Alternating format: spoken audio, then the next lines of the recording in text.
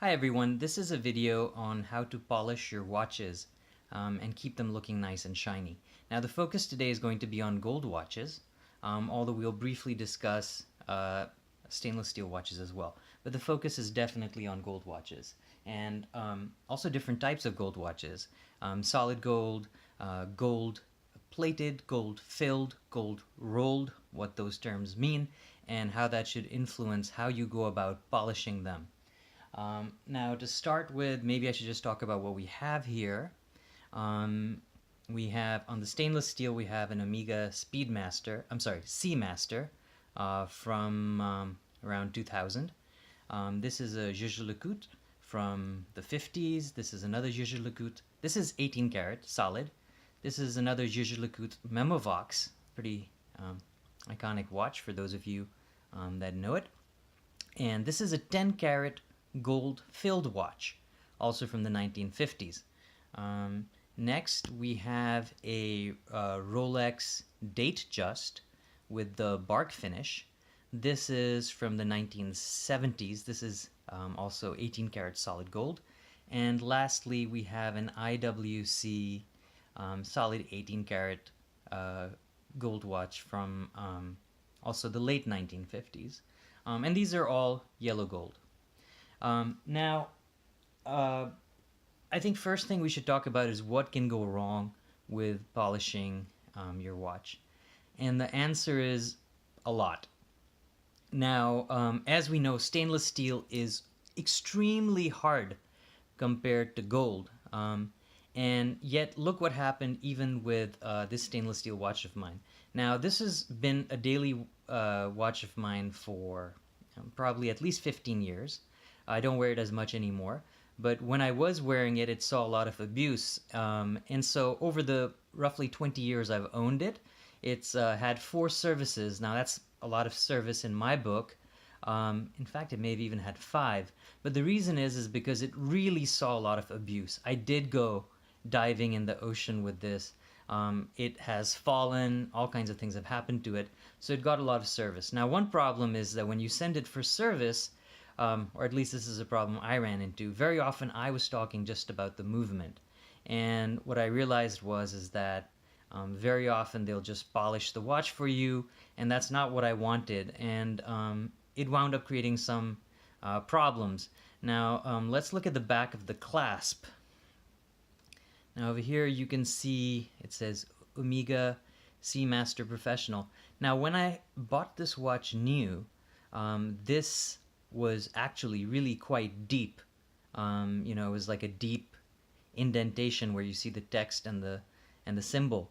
But over all those years and all those services, in fact, I think it was really one service in particular, they just buffed the crap out of this clasp. And as a consequence, this has become really relatively quite shallow, and I don't like it. I really don't like it. It just doesn't look as nice to me. And as bad as that is, it's nothing compared to what happened on the bracelet. Now, this, bracelet is nowhere near as good looking as it used to be because it used to have contrast. It was entirely brushed stainless steel, with the exception of these stripes on the outsides of the second link from both sides. Only the edges were polished. The rest was all brushed. And these guys, they just, took a polisher across, and as a consequence, there still is some contrast, but it is far less than it used to be. And really, I think that makes it, far less aesthetically appealing. I'm really annoyed that happened. So, I mean, that's what happened with the stainless steel watch, which is much harder than gold. Then imagine what can happen with a gold watch. And actually, you don't have to, because I'm going to show you. And this is heartbreaking. This is a family heirloom watch. It was given by my grandfather to my father as a gift on his wedding to my mother. I wore this watch when I held my baby son for the first time. And as far as I'm concerned, it's not even mine anymore, it's his. I'm just looking after it for him. And look at what happened to it when my father gave it very unwisely to some jeweler to polish. The guy went over, and this is incredible. This bracelet, right, has these hand etched center links, it looks like, and the contrast between those and the outer polished links should be incredible, not just brushed, way more than that. Completely different texture. And this guy just polished across it all and took off a ton of gold, pretty much destroyed the bracelet, aesthetically speaking. But this guy didn't stop there. He even did it so that, look at this. Can you see right over here compared to right over here? Can you see how much different it is, the texture? Because the dude took the brush over here and he buffed out the bezel. And then it gets worse. He didn't just buff out the bezel, he buffed out the crystal. Look at this. The acrylic crystal has been buffed out over here and also over here. It's harder to see, but he basically went like this and voomp, took out a bit over there and voomp, and over here I think it's even more obvious. Look at that. Look at how much smoother that is compared to over here. Do you see the difference? And then he did the same thing on this end. Just, a terrible thing to do to what is really, well, a very expensive watch to begin with. And then on top of that, this is a family heirloom, so, it's not like if I had the money, I'd just, sell this and buy a new one. I mean, this is the watch that now is going to be passed down, and, it's been damaged for better or worse. That being said, I'm still never going to change this acrylic, right? I'm going to keep this watch 100% original as much as possible. Only parts that go bad in the movement will be replaced. But beyond that, my goal is to keep this watch as original as possible for my son and, going on from their descendants. Now, I'm going to basically show you guys how to polish watches with an eye towards longevity. Now, what that means is that you're going to use different techniques depending on how long you imagine you're going to hold on to the watch. Because especially with gold watches, you're going to be taking some gold off each time. And so if you don't, if it's not going to be a watch you're going to hang on to for a very long time, I guess you can be a little more aggressive and get, a shinier watch more often. But if it's a watch that you intend to hold on to for a very long time, then I think it behooves you to be less aggressive and to be a bit more cautious in polishing these watches. And if you're OCD and you have a gold watch, I think that's going to be a bit of a problem because gold is incredibly soft. It scratches very, very easily, especially 18 karat gold, which is what a lot of the watches are these days and have been for a long time. That's a very soft metal. That's 75% gold, and it is, it's soft. It's actually, for those of you that, take care of their cars and their the paint finish on their car, it isn't actually that much harder than the paint on your car. And this is metal, so you wouldn't think it, but it is a soft metal. So even your cuffs of your shirt and your jackets are actually going to over time buff and scratch an 18 karat gold case and bracelet.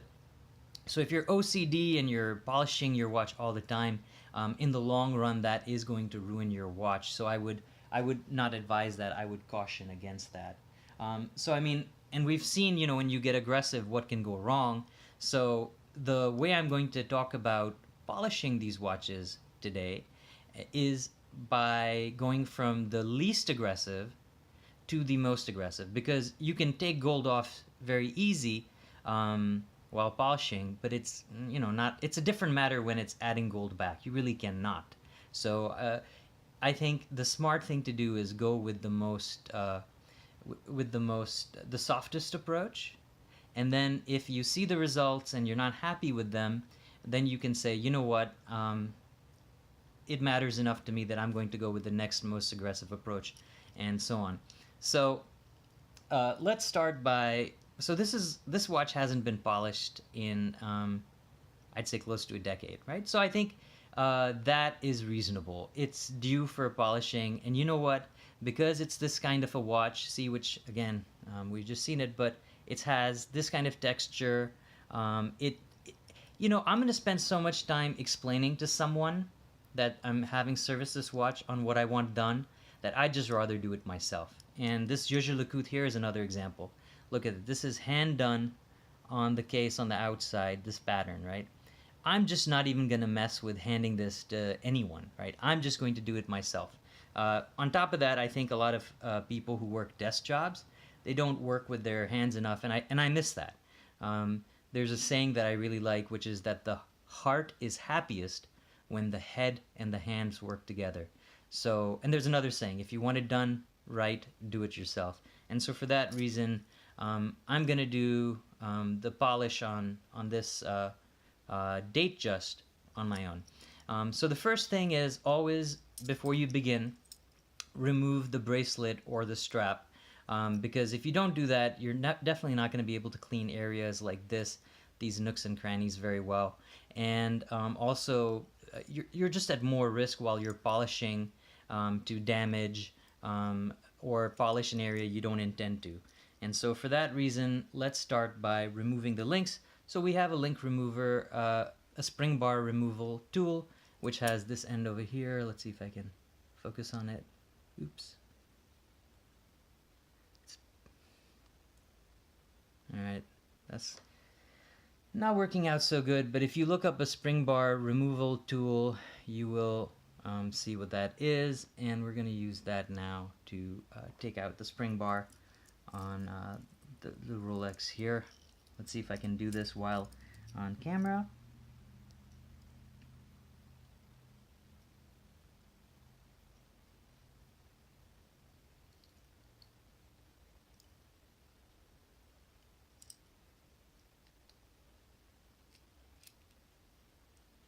And you want to do it gently so that you don't, of course, sorry, I'm off camera. You want to do it gently, of course, so you do not break the spring bar. Ideally, you want to retain that. So I think it's out on that side, great. And now let's see if I can wiggle this out. Okay. So I think that I don't really often do this with bracelets. I think that with bracelets, it's maybe good to get it out from both sides before trying to move it out. Whereas with strap watches, it's often good enough to just do it from one. So it's out. Let's gently, at least I thought it was out. It does look out. I'm going to take my time because I don't want to mess this up. It's definitely out. I'm just going to help it along. There we go. It is out from that end, and if you want to look at it, this is what the spring bar looks like. It just compresses, and that's what holds your strap or your bracelet to the case of your watch. So we've got it out on that end. Now I'm actually going to take this off, the spring bar out, so I don't lose it while handling the watch. Okay, it's out over here. And now we're going to take it out of the other end. Again, I think with polishing watches, and that applies to, I think, every aspect. Take your time, be patient. Again, gold is a soft metal, and if you're trying to do things in a hurry, you'll be punishing it, and in turn it will punish you by not looking as good, looking messed up,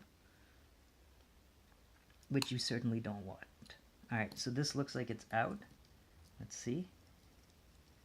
Probably shouldn't be working with all these other gold watches right here, so I'm going to remove these out of the way.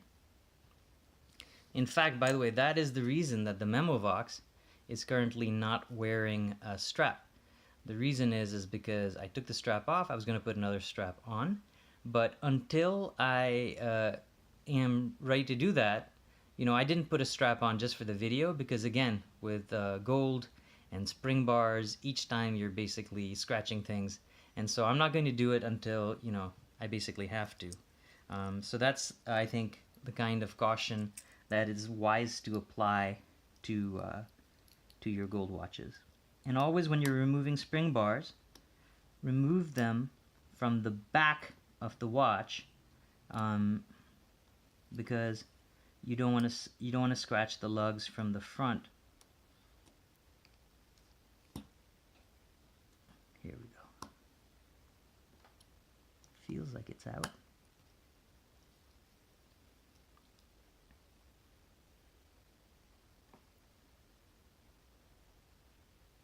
Well, it definitely is out from that side. It's only this side that's left.